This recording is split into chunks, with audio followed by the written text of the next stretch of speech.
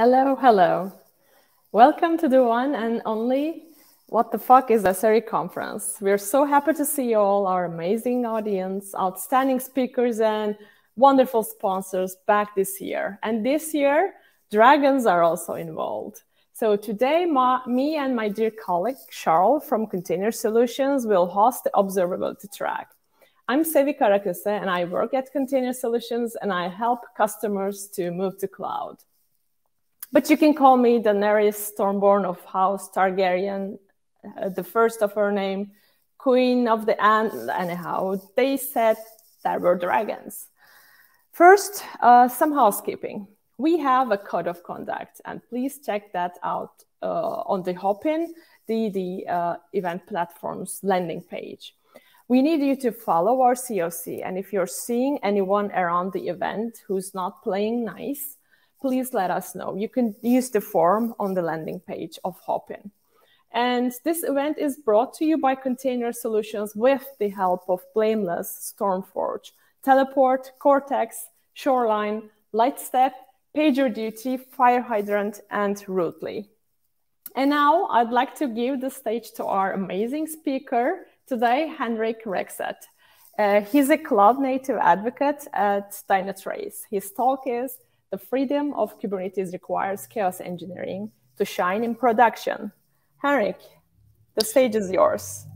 Thank you so much for this nice introduction. And I didn't understood that you were had the hair of the Game of Thrones hero, so now I got it better. I'm looking for my dragon. That's why I'm here. For one stage, I thought it was a Disney Frozen character. Yes, right. I should clear that out. All right. All right. Would you like to introduce yourself to us? I will definitely do it if I have a slide related to that, so I will try to do it for sure. So first of all, thanks everyone to be connected to this session. So if you are connected to this session, it means that you are pretty much interested in Kubernetes and also chaos engineering, because we are going to talk about both of the topics. Due to the title, if you look at it, freedom of Kubernetes requires chaos engineering to shine in production. So my name is well presented and introduced. My name is Henrik Rexed, and I'm basically at Dynatrace since 1 year. And prior to Dynatrace, I've been working in the performance engineering market more than 15 years, from expertise, consulting, and vendors. And also, since July, I started a YouTube channel called Is It Observable? Because I wanted to provide to the community tutorials related to observability topics. So if you want to learn on how to collect things, check it out on that channel. I need your feedback to improve the content. And also, performance engineering is still in my heart. So that's why also I'm part of a producer of another YouTube channel, which is in the past we were mainly do podcasting. So it's called Perf Bites. So if you have any topics related to performance engineering, you should check it out. We try to educate and help the community. So enough of speaking of myself. Let's jump into the actual content. So what are you going to learn, or what are you going to talk about in the next 25 minutes? So first, of course, we talk about Kubernetes. So let me remind you a few concepts related to Kubernetes. And behind Kubernetes, there are a couple of challenges. So we're going to cover them. And you will see that depending on how you configure Kubernetes, you could have surprises in terms of the user experience or the response times or the stability of your environments. And this, how could we validate those settings? Well, yeah, chaos engineering. So we're going to just introduce what is chaos engineering and see then after that how we can validate your Kubernetes settings using chaos experiments. For that, also, because when doing testing, we need obviously KPI to be able to validate. So we're going to cover what are the metrics and events that we need to collect from our clusters. And last, because it's SREs, at the end, somehow we want to automate this. So I will suggest a way of automating this approach. All right, so let's start. So Kubernetes is an orchestration framework based on containers. I mean, you know that, no surprise. And Kubernetes, in fact, to be honest, rely on nodes. Nodes at the end are physical or virtual machines sitting in the cloud or on your environment. So basically, Kubernetes, because you're running on infrastructure, you will heritage from constraints related to infrastructure, so CPU limitations, memory, network. Even if you have the ability to scale and elasticity features, you should consider that when you start to troubleshoot as well. Kubernetes relies on the nodes, and there are two types of nodes. In fact, in Kubernetes, there is the master nodes, which is on the top here. You can see all the icons, so scheduler, etcd, control manager, and API server.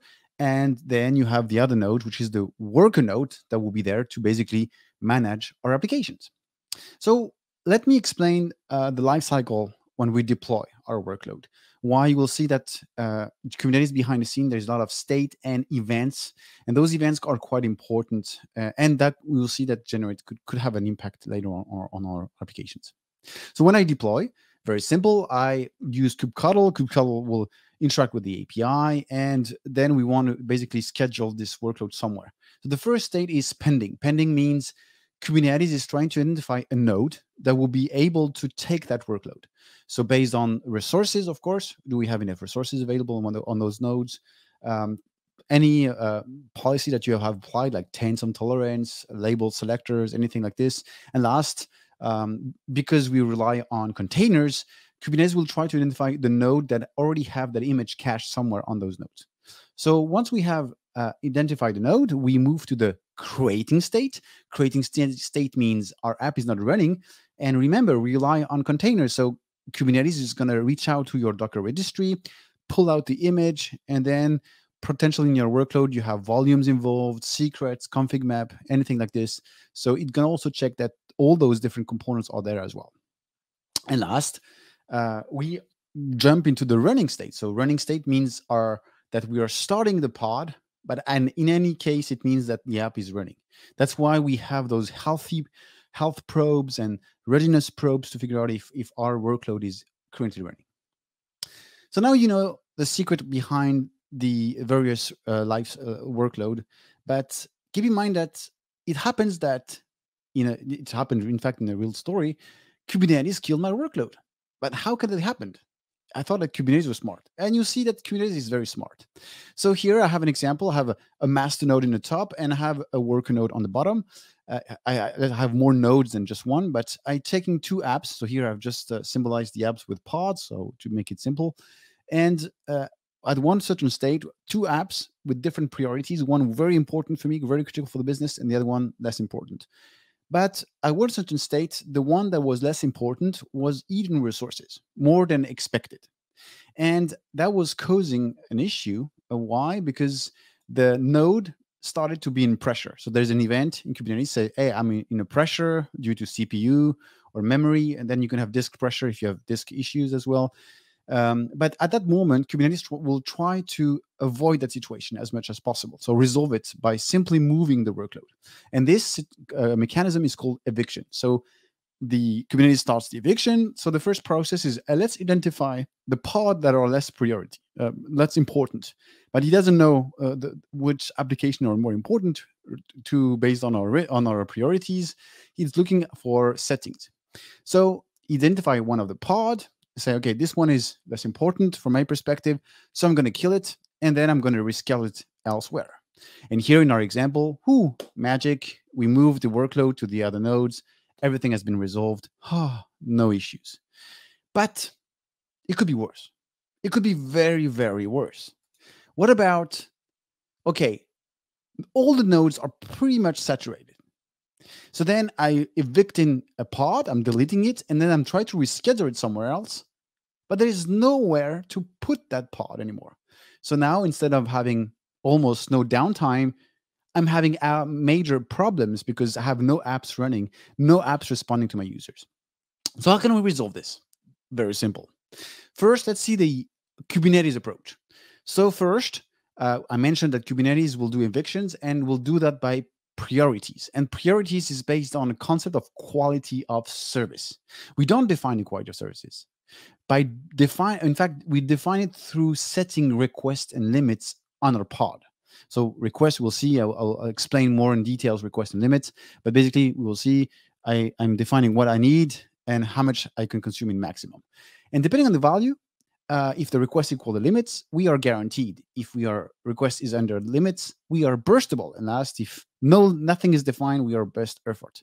So the eviction will happen in that order. First, it will try to evict best effort, then burstable, and last, guaranteed. There's another recommendation. You remember the story? I have two apps. Usually we separate the apps by namespaces. So to avoid having one app eat the resources of the other, put resource quotas. At least you're sure that you are dedicating resources for each of your namespaces. You can also use another approach called pod query class, but here I didn't describe it too much in this slide. So let's jump into the request and limits. So request. Let's compare Kubernetes to Tetris. Remember that game we were playing a lot when we were a kid? Tetris, you have the shape coming down. So it's the same thing. Kubernetes, we deploy a workload. The shape goes down in Kubernetes, and then it looks at the request definition. So it's able to find the size of the shape. And based on this, it will manipulate the shape, put it somewhere to make a line and gain points. But if you don't define any requests, what's the consequence? The shape goes down. It thinks it's a small, tiny shape. It moves it around, put it on the line, and then suddenly the shape becomes bigger and bigger and bigger. So then there's a problem in the game. So it's not fun anymore. So that's why a request is important. We can even compare, in fact, Kubernetes to a box of chocolate. Remember, when we were a kid, you pick up the box of chocolate, you pick one of the chocolates randomly because we don't want to read the instructions, of course. And then we open the chocolate, we eat it, blah, there's liquors. At that time, we didn't like liquors, of course. So then, we just said, I don't hate it. I hate it. It's the same thing with Kubernetes. If you do not put the request limits, basically you can give liquors to your pod. So let's put very high requests. So then no problems. But if you do so, Kubernetes will basically allocate those resources for your pods, but you will never use it. So basically at the end, you are paying for nodes, but you never use completely the resources. So pay attention on the request for sure. Just to come back, the request is expressed in CPU in midi-core, memory in bytes. So if we do the right test, you can figure out how much at least resources I need to run my workload properly. Now let's have a look at the limits. Limits is a contract.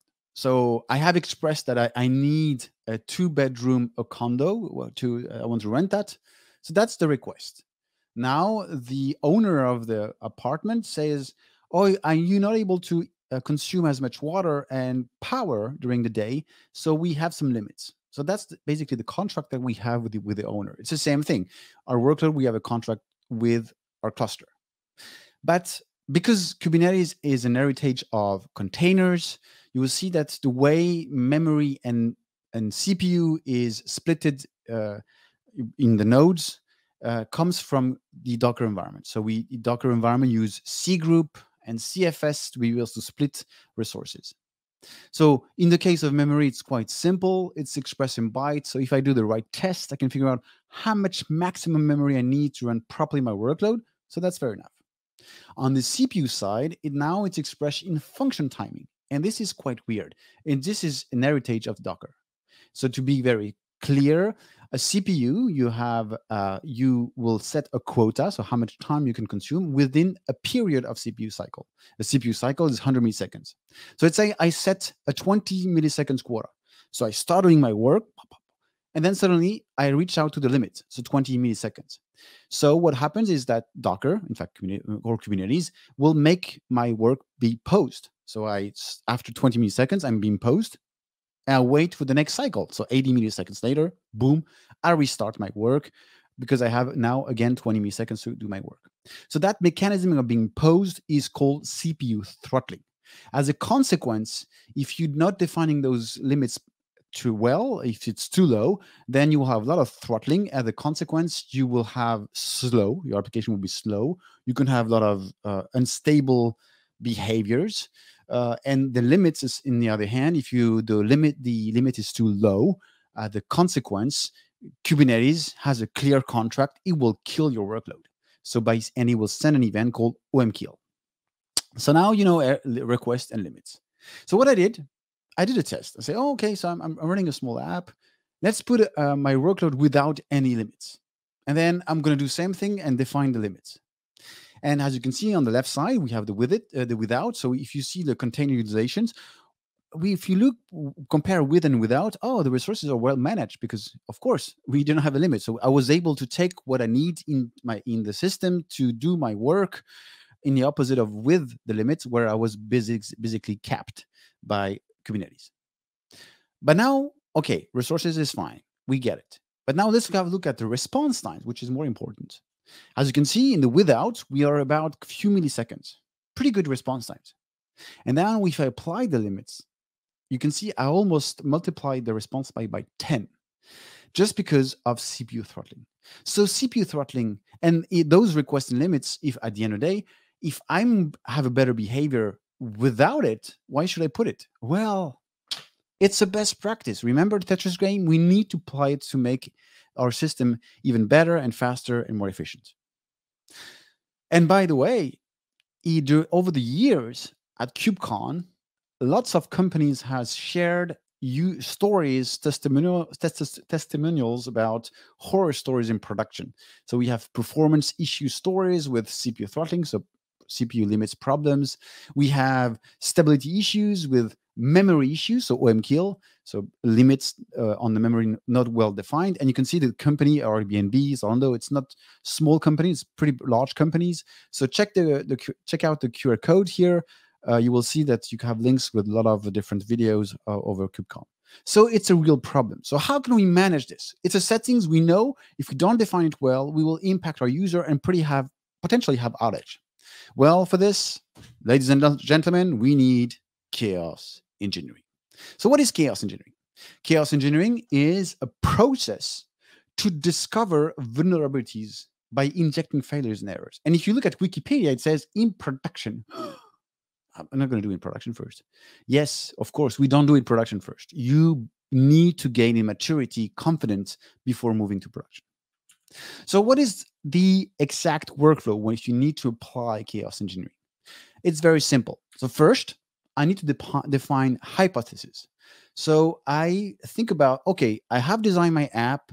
What could fail? So maybe I could have lost connectivity issues. I could consume more memory. In our case, of course, we can have this situation where I have been evicted, or I may assume that my Kubernetes settings are fine, so I'm not supposed to have any problem.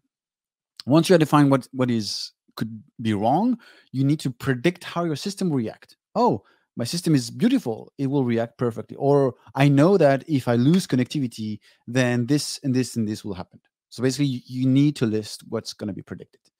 And then to validate our experiments, we need metrics. So we need to define the KPI that will help us to validate later our experiments. Then once we have this, we will define experiments. And the experiments, usually it's a workflow. I will deploy this, I will kill this, I will change that file. So you define exactly the workflow, the sequence of test steps that you need to do in your experiments. Then potentially you will run that experiment in production. So you will have also to figure out how you want to roll back. And last, how we are going to collect those KPI that we listed before. And then once we're confident, we run our experiments. So what are the hypotheses for Kubernetes? So in our case, I think there are, in this story, there are more, of course, there are 3 scenarios. The first one is I have defined Kubernetes settings. I know it could impact the overall platform and my potential other applications. So I need to test it. So my expectation is I did a great job. So my Kubernetes settings should provide stable and performant response times and no error rates. All right. Eviction. Oh, I have defined the right priority class, or I have the right quality of services. So no downtime. It's going to be my neighbors who will be impacted. All right. Then last, maintenance. Why should I test maintenance? Hey, remember, you were running in Kubernetes. Those nodes at one certain state needs to be upgraded if you move new Kubernetes versions. So when you do those maintenance, you remove a node. Potentially, you have less nodes for your workload. You do your operation, then you re-add the nodes back to your cluster. And so that's normally that should happen in production. So I expect no major problems for me and no user impact. So what are the observability pillars that we will focus? So here, of course, I've listed the 4 main pillars of observability. So logs, events in case of Kubernetes, metrics and traces. But here it's pretty much an infrastructure platform problem. So I'm going to focus more on metrics and events. And if the metrics are not mature and fine enough, I will jump into logs. What are the important metrics and events that we need to pay attention in this cluster? So Kubernetes, or the application and the user, is like an onion. There are several layers. So we have the first layer, which is outside of a cluster, which is the user. So we need to keep track that the overall user experience, response times, the failure rates that we are addressing to our users are good. That's the first thing. Then we jump into inside the cluster. So we're going to look at our nodes. We're going to look at the infrastructure usage. So CPU, memory, disk potential, network eventually, the number of pods running in that node, for example. And then we jump into the pod. The pod, we will look mainly on our settings. So what did I request? What was the limit? And what is the usage? Did I define it well? I am over-consuming, under-consuming? That type of things we could validate. And last, we go to the container, because all the metrics I mentioned, CPU throttling, is only available on the container level. So CPU throttling, for example. Like I said, Kubernetes is throwing tons of events. So events is a really good source of information to understand what's going on. So for this, I will look at the nodes, so node pressure, of course, disk pressure. That is a good sign. For me, that is a problem. And then I will jump into the pod level. So fail scheduling. So you have a failed scheduling. Obviously, that's a sign that there's a problem on my nodes. Eviction, OM kill, unhealthy. That type of events are really, really important to investigate. All right, so now we did all the first piece. Now let's see the experiment itself. So let's have a look at the eviction and the maintenance, because I will do the both tests in the same time. Why? Because to be able to stress and come to the eviction situation, I want to remove nodes, because I probably have a lot of nodes on my cluster. So I will remove few nodes, and then I will have less nodes. So it will be easier for me to stress the nodes left and come to the situation where I have the eviction. So I will node drain to do that. And by doing node drain, that will be also able to validate the maintenance scenario. So at the beginning, I just do node drain. I run my load test with constant load. Remember, we're not there to stress, just to report stability and performance. So we run a constant load, we remove nodes, and we see, okay, is it good? Do we have any problems? Fine, fair enough. We're good for the maintenance scenario. And then once we have removed the nodes and we have validated that maintenance task, we move to the next test, which is the eviction, where I will probably generate some CPU stress on the node, some memory stress on the node. The idea is to come to a situation where Kubernetes wants to evict workload. Last, second experiment is for validating our Kubernetes settings. So here, I don't need specifically to inject failures. I just want to run a test with the load test. Again, constant load. I'm not going to do some stress. And I want to validate if the actual behavior, application behavior, and response times is stable and better or equal to without any request limits. So what do we need? We need several things. So first, I need a Kubernetes cluster. No surprise. We're running on Kubernetes, makes sense. But here you can see that I've separated. Why do I do this? Especially if you use all your toolings in the same cluster, I will try to have dedicated nodes by using taints and tolerance or label selectors for my toolings, and then dedicated nodes for my workload. Why? Because I want to make sure that the experiments that I'm running won't be impacted the toolings that will help me to validate that situation. So that's the first requirement, I would say. Then I need a chaos engineering tooling. And for this, I use Litmus Chaos, which is part of the CNCF project, so open source, have all the features that we're expecting from a chaos engineering tool. It has the Chaos Center is a web UI where you can configure your workflow. And by the way, they have predefined workflows, but they rely on Argo workflow. So if you want to do very complex workflow with a lot of sequence, you can design Argo workflow with extra task. And then it needs basically to have the stack, what we call the execution plan. It's basically the component that will help you to trigger our experiments, and that is the agent. There are several other components. I won't go into details to that, but keep in mind that Litmus could be either installed on the same cluster or on a remote cluster. So you just have to install the agent that will help you to communicate to the main dashboard of Chaos Center. The other advantage of Litmus is that there is a Chaos Hub. The Chaos Hub has predefined experiments, and for our case, for node drain, CPU hog, node CPU hog, node memory hog, those are already predefined, so I'm not going to reinvent anything. I'm going to reuse what is existing. On the load test, I decided to use K6 because it's pretty lightweight and runs in Kubernetes. And what I like is the fact that they have an extensions for Prometheus.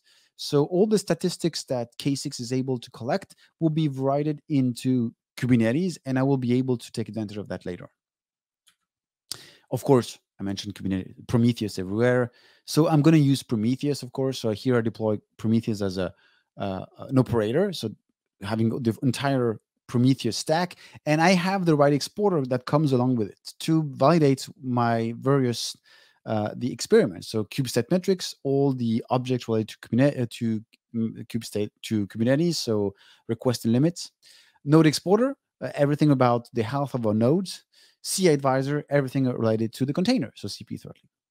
And of course, I listed Litmus because Litmus is naturally exposing metrics related to the experiments in Prometheus and K6 load testing metrics. In my case, because I want to use Dynatrace, I will put annotations on the workload that I want to, where I would like to Dynatrace to scrap those metrics from those exporter, and those metrics will go directly into Dynatrace. So how can we automate? So now we know the toolings, the process, the workflow, that's fair enough. But again, I don't want to do it manually, it doesn't make sense. So let's try to figure out an approach to automate this. So the first thing that comes in my mind, hey, let's build a pipeline. Okay, why not? So I build, I deploy, I run my test, I deploy the exporters, I do everything. I run my chaos experiment with Litmus and K6. And then, oh, someone needs to analyze. All right, so maybe I will make a pause in the automation during a few hours or days to get the feedback from someone. That's not called automation, doesn't work. So how can we do this in a smart way? For this, I will use another CNCF project called Captain. Captain is an open source solution built over the years by Dynatrace, and it can do several use cases. So progress delivery, SRE, task for production, auto remediation.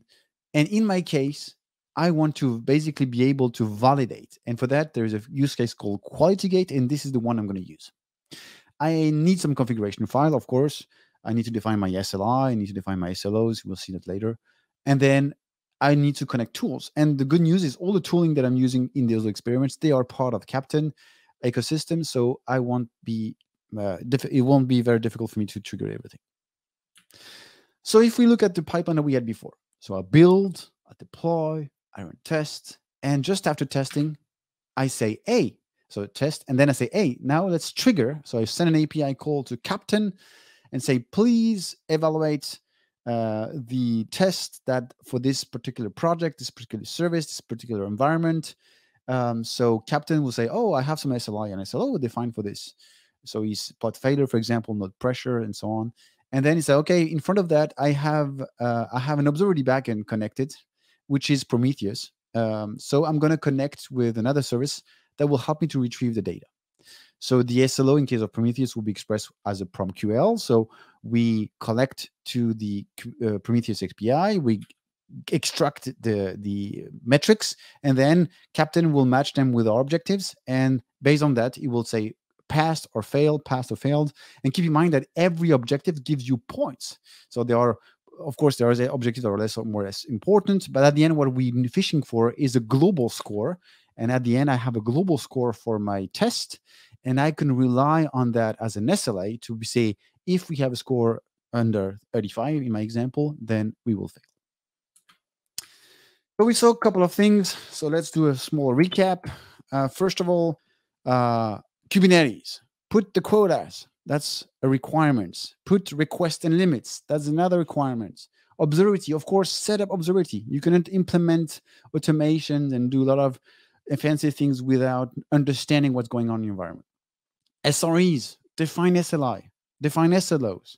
Utilize chaos engineering because it will help you to understand what's going on in your environment, especially in those situations. Last slide, I just want to do a small promotion to Is It Observable? Like I said, there's plenty of tutorials. I did an episode dedicated to Litmus Chaos, to chaos engineering, and a lot of things about Kubernetes. So check it out if you want to learn more. And I'm fishing for feedback, so please watch it and send me your feedback. All right, thank you. If you have any questions, I'm more than happy to answer your questions. Awesome. Thank you so much, Henrik. That was an amazing presentation. And chaos engineering is really one of those topics that certainly enables Kubernetes in production. But I think one of the key things with Kubernetes or chaos engineering is that you actually have to define your goals pretty clearly, as you said. You can't just break everything and see, oh, we're okay. You actually need to kind of set metrics down to see exactly if you are meeting your SLOs that you've defined. We do have 2 questions from our community. I believe we've got a minute or 2 to take those. The first question is, are there any golden rules to allocate CPU memory to pods in a K8s cluster? So it's there is no specific rules. It really depends on your application that you have built. So that's the major challenge. So that's why there is no other approach than running tests, validating. There are a couple of solutions out there on the market, like akamas.io, that will help you to tune that type of settings based on AI. But it basically, behind the scene, what I explained, you run a test, you look at it, and then you improve. It will do it the same pattern, but automatically. So the system run tests, look at the results, make decisions, change the settings, and then compare. And during 8 hours, you will have the best optimal configuration for your cluster. Oh, awesome.